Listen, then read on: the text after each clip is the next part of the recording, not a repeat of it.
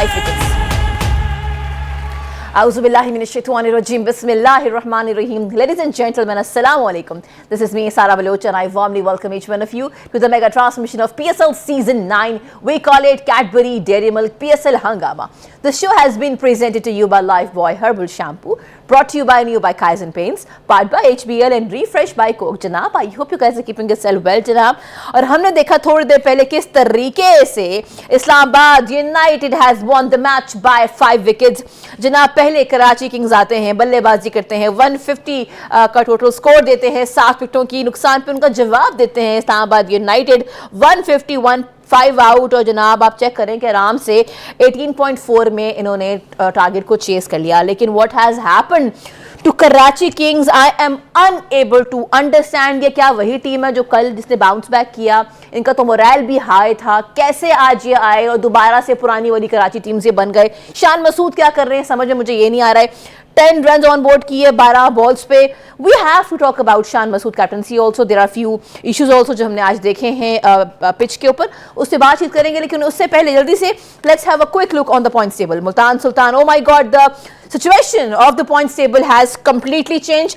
मुल्तान सुल्तान जनाब नंबर 1 पे हैं, 8 मैचेस खेले, 6 जीते 2 हारे with the net run rate of 0.967. Then we have gotten Islamabad United जनाब अभी नंबर 2 पे आ चुके हैं, 9 मैचेस खेले, 4 जीते 4 हारे with the 9 points and 0.221 net run rate. Then we have gotten Quetta Gladiators जनाब नंबर 3 पे आ चुके हैं, 7 मैचेस खेले, 4 जीते 2 हारे with the points 9 and minus 0.094. Now we have gotten number 4 पे Peshawar Zalmi, then Karachi Kings and then Lahore Qalandars. Ladies and gentlemen, situation is different now. और ये क्या हो गया है, ये कैसे हो गया है? लेकिन कराची किंग्स ने अपने हाथ से ऐसे लगा कि बस मैच जो है ना वो अब गिव अप कर दिया। We will have a detail discussion. उसके लिए I have been joined by 2 former cricketers. एक तरफ हमें ज्वाइन किया है फॉर्मर कैप्टन ने जी, मैं बात कर रही हूँ सलीम मलिक साहब की। अस्सलाम वालेकुम। अस्सलाम वालेकुम। सारा नाराज तो नहीं? बिल्कुल भी नहीं। बड़ों से कौन होता है नाराज? हमने सीखा है बड़ों से नाराज नहीं होता, और हमारे अब्बा ने सिखाया हमें ये। अच्छा जी, तो हाँ जी, अब हम वेलकम करते हैं हमारे फॉर्मर पेसर को। लेट्स वेलकम अब्दुल रऊफ साहब। अस्सलाम वालेकुम जी, हाउ आर यू? वालेकुम सलाम, बिल्कुल ठीक। पूछो नाराज तो नहीं? वो होता है ना कि हमारी टीम के अंदर कभी आप किसी के साथ प्रैंक कर लेते हैं, तो आज इन दोनों ने मेरे साथ प्रैंक किया, आप चेक करें। एनीवेज कोई बात नहीं। चलें अब ये बताइए सर, ये क्या हो रहा है? मतलब शान मसूद होता है ना, कोई एक मैच आप शानदार तरीके से खेलते हैं और फिर आप आते हैं पोस्ट मैच और आप आके कहते हैं कि दरअसल आज की जो पिच थी बहुत ट्रिकी थी। शादाब ने गलत कहा था इस पिच के बारे में, ये पिच जो है ये ट्रिकी पिच थी और इस पे हमारे 15 रन और होने चाहिए थे। हम फिर आज जो है वो रन्स के जो है ना वो we were short of runs. But जिस तरीके से अगर हमारी टीम दिखा दे, पहले ही आते साथ अगर आप वो वीडियो दिखा दें, सलमान अली आगा 9.3 ओवर था if I am not wrong जनाब, वो स्ट्राइक पे थे और उनके बैट को टच नहीं किया है गेंद ने। लेकिन अब जाहिर है पैनिक बटन आई थिंक दब गया था उनका शान मसूद का, और वो आर्ग्यूमेंट कर रहे हैं। तो मैंने कभी ऐसा बिहेवियर देखा नहीं है वैसे शान मसूद का। Sir if you can talk about it. एक तो उनकी कैप्टनसी ये वाली जो जेस्चर है, दूसरा आज भी वो ओपनिंग में आ गए, भाई उनको तो रेस्ट करना चाहिए था ना। क्या हो गया सर, ये क्या हो गया कराची किंग्स? ये ना सारे जितने भी कप्तान है ना, इनके पास एक एक्सक्यूज़ बड़ा अच्छा होता है, हम 15 रन शॉर्ट थे। थोड़ा आगे पीछे भी नहीं करते कि हम 15 रन शॉर्ट थे। ये देखें आप, मैंने पहले भी कहा था कि शान मसूद को अपना बैटिंग ऑर्डर, ये ज़रूरी नहीं होता, कई दफ़ा होता है कि आपसे एक नंबर पे बैटिंग नहीं होती, तो आप अपना नंबर शफल कर सकते हैं। चूँकि वो कैप्टन है, वो चाह रहा है कि पाकिस्तान से ओपन करता है, वो क्लेम करता है कि मैंने ओपन करनी है, क्योंकि कई दफ़ा उसका नंबर शफल किया गया था। तो मेरे ख्याल वो उस डर से बाहर नहीं निकल रहा कि मैं नीचे जाऊंगा तो पता नहीं क्या क़यामत आ जाएगी। आपको अपना नंबर शफल करना चाहिए था। हमने पिछली दफ़ा भी कहा था। देखिए 2 उनके ओपनर, वो जो वो विंस और दूसरा जो था सिफर्ट, वो दोनों अच्छा नए बॉल को खेलते हैं। उनको अगर ट्राई करता तो ज़्यादा बेहतर होता मेरे ख्याल में, क्योंकि हमने कहा था कि इस विकेट के ऊपर आपको नीचे ज़रूरत है कि 10-12 ओवर तक आप विकेट थ्रो ना करें, और ऐसे बैट्समैन की ज़रूरत थी क्योंकि ये थोड़ा सा स्लो खेलता है। आपने देखा ही है उसका इतना अच्छा स्ट्राइक रेट नहीं है, तो उसको ऐसे बैट्समैन को ज़रूरत थी कि विकेट सेव करके लेके जाता, और ख़ुद भी वो एक तो शुरू में बॉल ज़ाया करता है और फिर आउट होता है और प्रेशर डेवलप होता है। और ये मेरा ख्याल आज भी यही हुआ, 2 प्लेस के अलावा अगर आप देख लें नीचे पोलार्ड ने आके स्कोर किया, अदरवाइज़ ये किसी ने कोई ख़ास स्कोर नहीं किया। दूसरी बात जो आप कह रही हैं कि उनके बिहेवियर का, तो मेरा ख्याल जब एक कप्तान मैच हार रहा होता है ना, तो जब उसका पता चलता है बिहेवियर का कि वो कितना कूल कैप्टन है। आप देखें धोनी को कभी भी जितनी भी मार पड़ी होती थी, इवन रिजवान को देख लें कि रिजवान भी जाके कैच गिरता है या कुछ होता है तो वो जाके अपने प्लेस को उनका मुराल उठाने की कोशिश करता है। हालांकि जितनी गंदी उसने फील्डिंग की है उसके खुशदिल मेरा ख्याल है कोई और कैप्टन होता तो शाबाशी के अलावा जाके मारता कि तुम क्या कर रहे हो। मगर ये मेरा ख्याल है वो ये शो करता है कि आप कितने अंडर प्रेशर हो। ये अंडर प्रेशर ही है ना कि आप जाके एक तो आपने वो क्या कहते हैं रिव्यू लेट लिया, टाइम गुजर चुका था। एक्चुअली वो उनको बता रहे थे कि आपने टाइम लेट कर दिया है, आप रिव्यू लेने में देर कर दिया है, तो वो उस पर नाराज़ हो रहा था।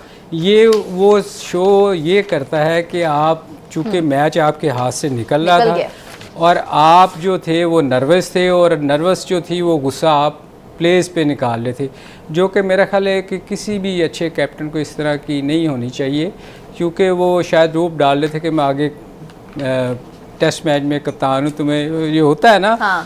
तो वो बेचारा आगा सलमान चूँकि नया प्लेयर है, उसकी जगह कोई सीनियर होता तो शायद ज़्यादा बात बढ़ सकती थी। मगर अच्छी चीज़ ये थी कि वो उसको यही कहता रहा कि आपका टाइम देखें, आपने निकाल दिया है। तो ये होना नहीं चाहिए।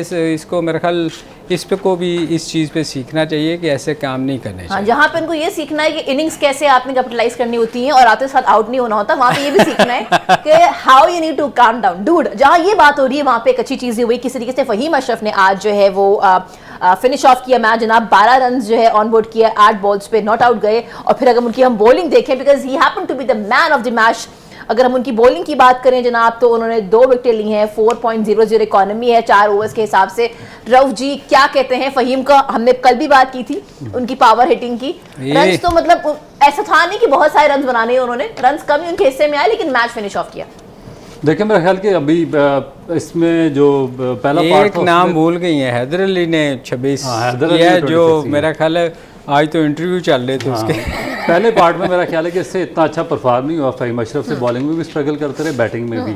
मगर जो लास्ट 3 मैचेस हैं उनमें इनकी जो परफॉर्मेंस है वो आउटस्टैंडिंग रही है। लास्ट मैच ऑलमोस्ट इन्होंने सिंगल हैंडेडली मैच जितवा दिया था इस्लामाबाद को।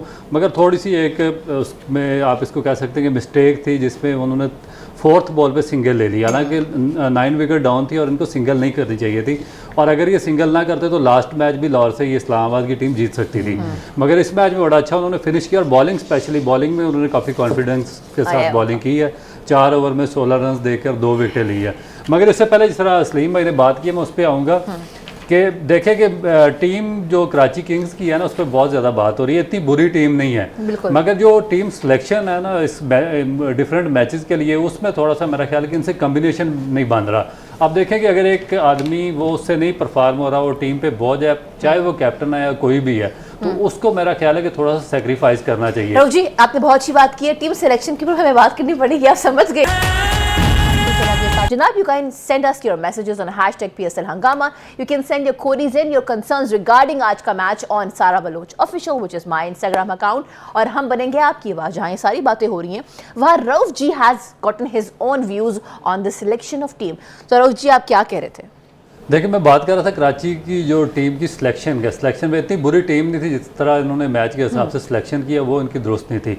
बाज़ दफ़ा जो कैप्टन होता है अगर उससे परफॉर्म नहीं हो रहा तो उसको टीम के मफाद के लिए उसको सेक्रीफाइस करना पड़ता है, उसको जगह छोड़नी चाहिए थी। क्योंकि जो इनके पास 2 ओपनर्स और उसके बाद 1 डाउन है, वो T20 स्पेशलिस्ट हैं। विंस जो है आउटस्टैंडिंग बैट्समैन है, उसने टूर्नामेंट के शुरू में बहुत अच्छा परफॉर्म किया, उसके बाद उसको चेंज किया गया और उसको बाहर कर दिया गया। फिर डुप्लोय जो है साउथ अफ्रीकन प्लेयर है, वो आउटस्टैंडिंग किस्म के बैट्समैन है।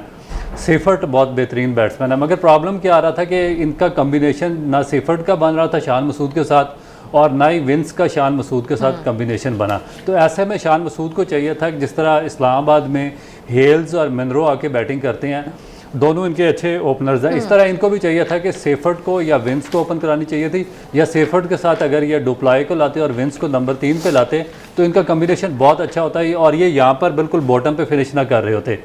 फिर दूसरा इन्होंने एक और ब्लंडर यहाँ पे किया कि मोहम्मद नवाज़ की इन्होंने बहुत दफ़ा पोजीशन चेंज की, उसको इन्होंने फ्राम नो वे से जब वो बॉलिंग में परफॉर्म नहीं कर रहा था तो उसको कभी नंबर 4 पे खिला रहे हैं, कभी नंबर 5 पे।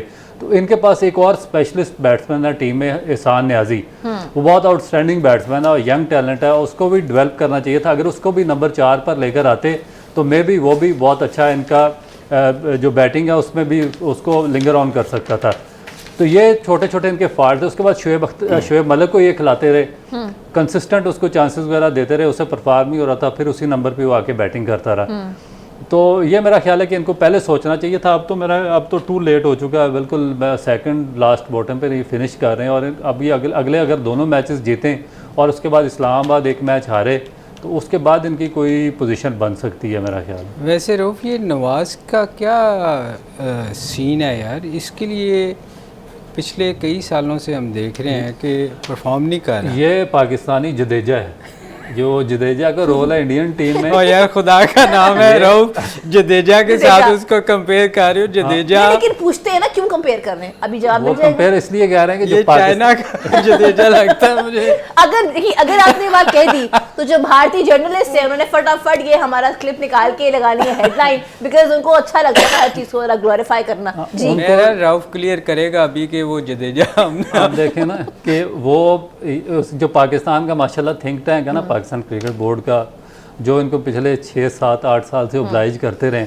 उनसे मेरी भी बाज़ दफ़ा बातें वगैरह होती रहती थी, मुलाकात, या बाज़ दफ़ा सुनते थे उनको टीवी पे भी, तो वो यही कहते थे कि ये जो रोल जडेजा इंडियन टीम में कर रहा है वो पाकिस्तान टीम में ये मोहम्मद नवाज़ करेगा, और हमें 8 साल हो गए देखते हुए, अभी तक एक दफ़ा भी उस रोल को पूरा नहीं किया। अच्छा, इसमें रऊफ मज़े की बात ये है, जो ये कहते थे ना कि ये जडेजा का रोल अदा करेगा, वो बैठ के अब उसको क्रिटिसाइज कर रहे होते हैं सारे कि ये कहाँ से आ गया। ये बड़ी हैरानगी की बात है। हाँ, जिन्होंने डेवलप किया वो अभी टीवी पे बैठ के इसको क्रिटिसाइज किया। बिल्कुल ठीक है कि इनको लेकर चलते रहे 5-6 साल, प्रोटेक्ट किया, इसको साथ लिंगर ऑन किया, उन्होंने फेयर चांसेस दिए हैं, और अभी वही बैठकर क्रिटिसाइज कर रहे थे। जिस तरह सलीम भाई कह रहे हैं कि मैं टीवी पे सुन रहा था, तो जिन्होंने शेल्टर दिया वो क्रिटिसाइज कर रहे हैं कि इसको किसने सेलेक्ट किया, हालांकि वो खुद वही लेके आए हैं इसको। सर, लेकिन मेरे पास रीसेंट उनके T20 के स्टैट्स हैं जनाब, 7 मार्च से ऑनवर्ड्स, और आप लोग भी देख सकते हैं इनका जो मैक्सिमम गया है ना इनकी इनिंग, वो 38 की गई है, वरना 7, 15, 6, 27, 28। तो ये सही कह रहे हैं कि वो जो प्रोसेस था जडेजा बनने वाला वो कहाँ रह गया। आप देखें कि अभी भी उनको उसी नंबर पे सोच रहे हैं कि शायद जडेजा मान जाए अगले मैच में। और फिर मजे की बात ये है कि इतनी मोनोपली है कि फिर फॉरेन प्लेयर्स जो है ना उनसे भी ये स्टेटमेंटें दिलवाते हैं कि ये बड़ा सीनियर प्लेयर है, हाँ। इसको टीम में खेलना चाहिए। और अभी बोपारा की स्टेटमेंट जो हेड कोच थे, हाँ। लास्ट मैच में उन्होंने कहा कि हालांकि उसके बाद जब जिस मैच में उन्होंने स्टेटमेंट दी कोयटा ग्लैडिएटर्स हाँ। से पहले, उसी मैच में जिसमें वो कह रहे थे कि हमारा मोस्ट सीनियर PSL का प्लेयर, हम इसको ड्रॉप नहीं कर सकते, उस मैच में इसको खिला के इससे एक ओवर भी बॉलिंग नहीं करवाई उन्होंने। बोपारा को पूछा, फिर उन्होंने उसने कहा मेरे से गलती।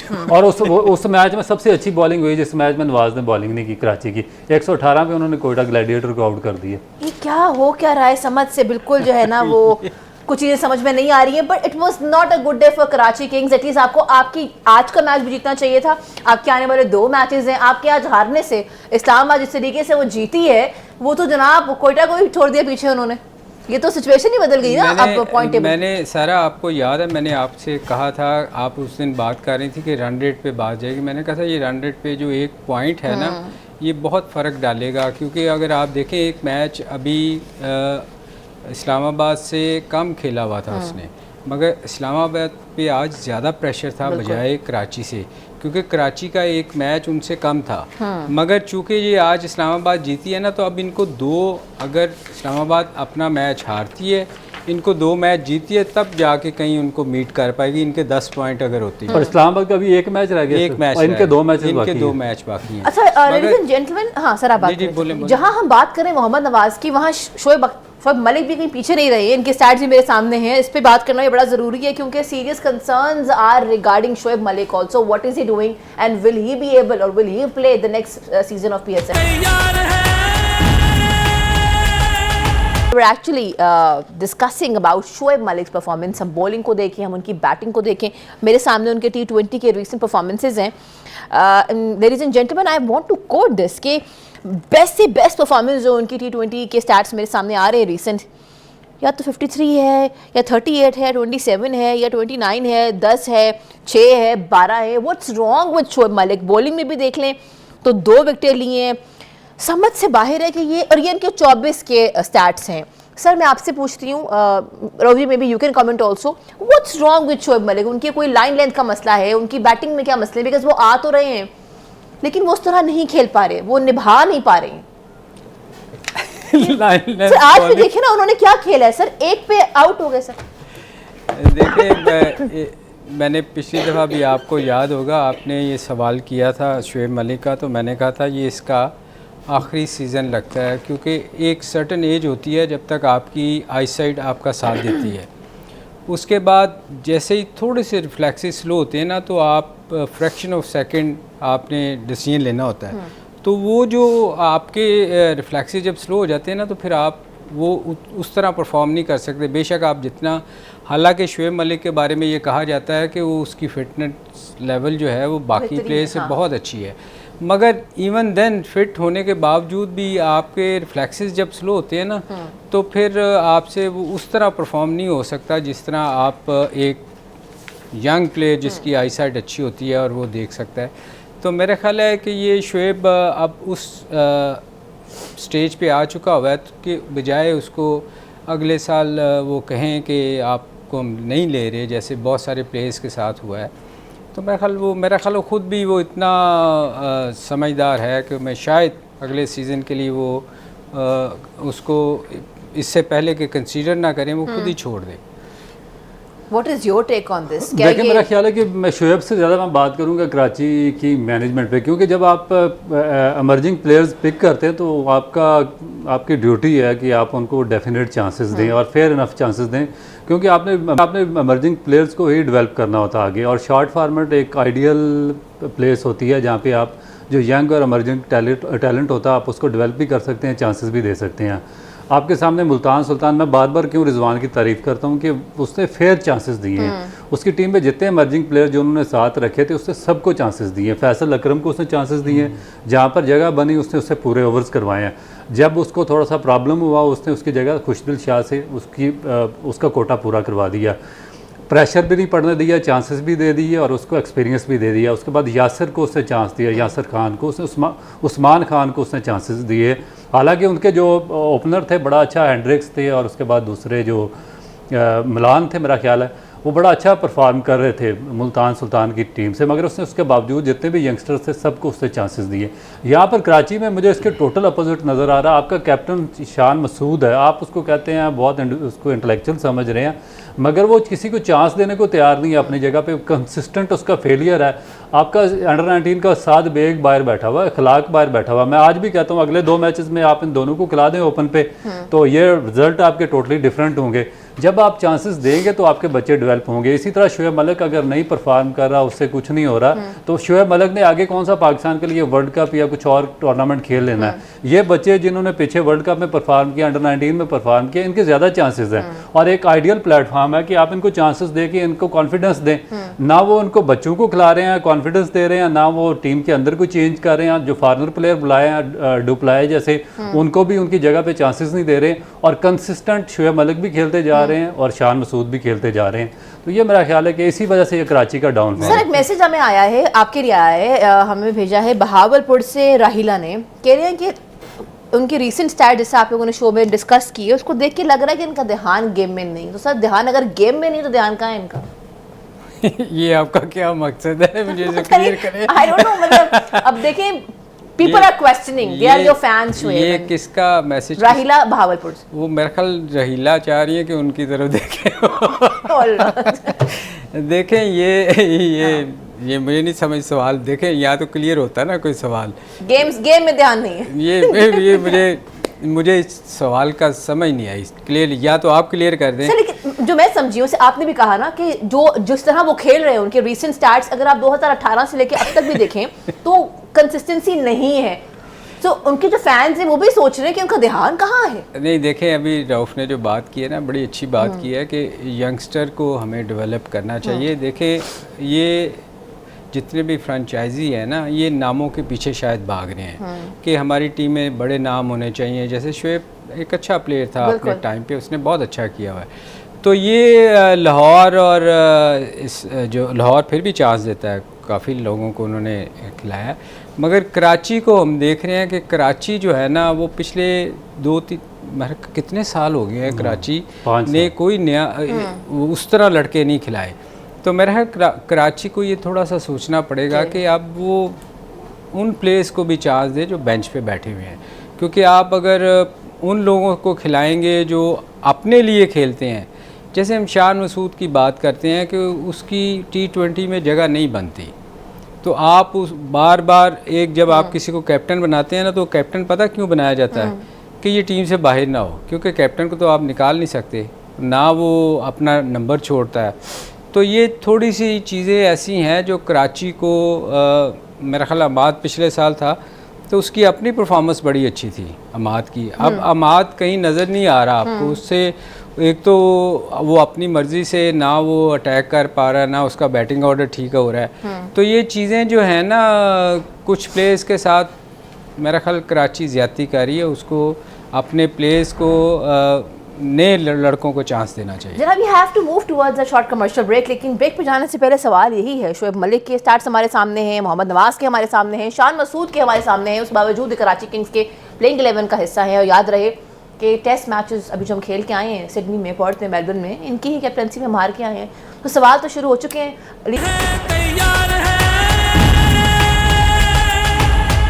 फील्डिंग ऑन द ग्राउंड अच्छी हो या ना हो, हमारे सेट की फील्डिंग बेहतरीन है। क्यों सर, मानते हैं आप?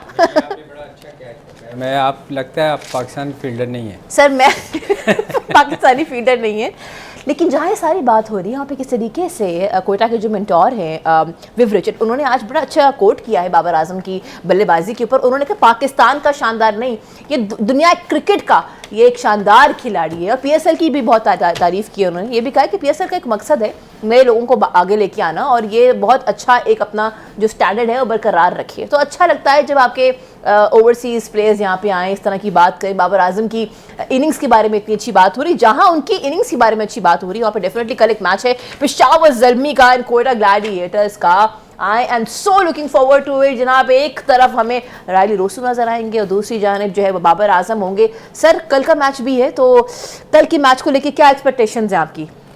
देखें, कल के अगर पॉइंट्स पे अगर आप जाएं ना, तो ये बड़ा मज़ेदार अगर आगे मैचेस हैं, क्योंकि के जो है कराची जो है वो उसके 6 पॉइंट्स रह गए और वो अपने 8 मैच खेल चुकी है, और इस्लामाबाद के 9, ये इनको दोनों मैचेस जीतने पड़ेंगे अगर कराची ने गेम के अंदर रहना है। तो आगे देखें, अगले मैच भी सबके 9-9 पॉइंट्स हैं, 3 टीमों के, और उनमें से अगर कोई एक भी जीती है तो वो कराची से आगे निकल जाएगी बहुत ज़्यादा। तो कराची को 2 मैच जो हैं वो जीतने ज़रूरी हैं, और ये दोनों का मैच भी बड़ा अच्छा है, पेशावर और इसका भी, क्योंकि इसके भी 8 मैच हो चुके हैं और कराची के भी 8 मैच हैं। तो ये पॉइंट्स के हिसाब से ना ये थोड़ा सा ट्रिकी है, मगर पेशावर का जीतना मेरा ख्याल है बहुत, क्योंकि उसके साथ मैच है कोयटा के। कोयटा के पास अभी चांस है, 3 मैचेस हैं, और ये इसके पेशावर के पास 2 चांसेस हैं, उनमें से एक मैच इनको जीतना बहुत ज़रूरी है। अदरवाइज़ कराची का अभी भी चांस है। आप अफसुर्दा ना हो, आप कराची से हैं कराची का अभी भी चांस है, अगर दोनों मैच जीते हैं तो इनके 10 पॉइंट्स होते हैं। बट यही बात है ना सर कि Shan Masood has to compromise, he need to understand कि मुझे ऊपर आके नहीं खेलना है, हमके मुझसे तो ना हो पाएगा, वो ये सोचते नहीं पड़े। ये देखें, ये तो फिर ये तो कैसे होगा सर? शान को सोचना है ना, ये आपने और मैंने तो नहीं सोचना है, या कराची वालों ने सोचना है। अच्छा, आई कम टू यू रऊ जी। आज हमने देखा कि फर्स्ट इनिंग खत्म हुई तो Imad Wasim was talking to the commentator, बात हो रही थी उनसे, तो जनाब उन्होंने आज इकॉनमी बरकरार रखी, 4.50 की, 4 ओवर्स किए, 1 विकेट ली।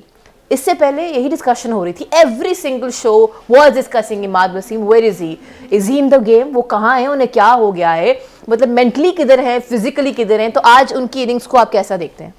देखिए मेरा ख्याल है कि आज उसने काफ़ी बेहतर बॉलिंग की है, 4 ओवर्स में 18 रन उन्होंने दिए हैं और 1 विकेट भी लिया उन्होंने। और उससे पहले जो मैचेस में हम सोच रहे थे कि बड़ा इम्पैक्ट डालेंगे, उस तरह वो डाल नहीं सके, मगर लेटर पार्ट जो PSL में इसको ओवर भी एक एक शुरू में रन्स उसको कंसीड होते रहे, उसके बाद उनको चेंजिंग वगैरह करते रहे, तो आज उन्होंने 4 ओवर्स पूरे किए, 18 रन दिए हैं। मगर उसमें एक और भी चीज़ है कि मैं तो इनका क्रिटिक इसलिए हूँ कि ये फर्स्ट क्लास क्रिकेट नहीं खेलते पाकिस्तान में।